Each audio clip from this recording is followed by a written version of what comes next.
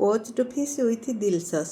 उपकरण भेक्टी माछर फिले 200 ग्राम, मैदा 500 ग्राम, अंडा 2टी, रसुण पत्र गोटे बिड़ा, गाजर गोटे, पियाज गोटे, सेलारी गोटे छोट बिड़ा, तेजपत्र 2टी, गोलमर्च 4 ରୁ 5टी, पानी 500 मिली, लुण और गोलमर्च गुंड स्वाद अनुजाई। प्रणाली पियाज, गाजर, सेलारी और रसुण पत्र को चुना चुना करी काटी पानी गरम करी सेथिरे पकांतु। एथिरे एबे लुण और गोलमर्च दे फुटांतु। फुटी आसिले कम आंचरे किछि समय बसांतु। माछ फिले पकाई कम आंचरे 8 ରୁ 10 मिनिट सिझांतु।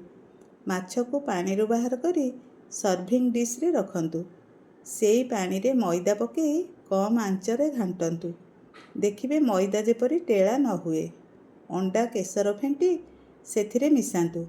आंचरू ओल्हेई माछ उपरे बहलिया दिल सॉस ढाली गरम गरम परिवेषण करंतु।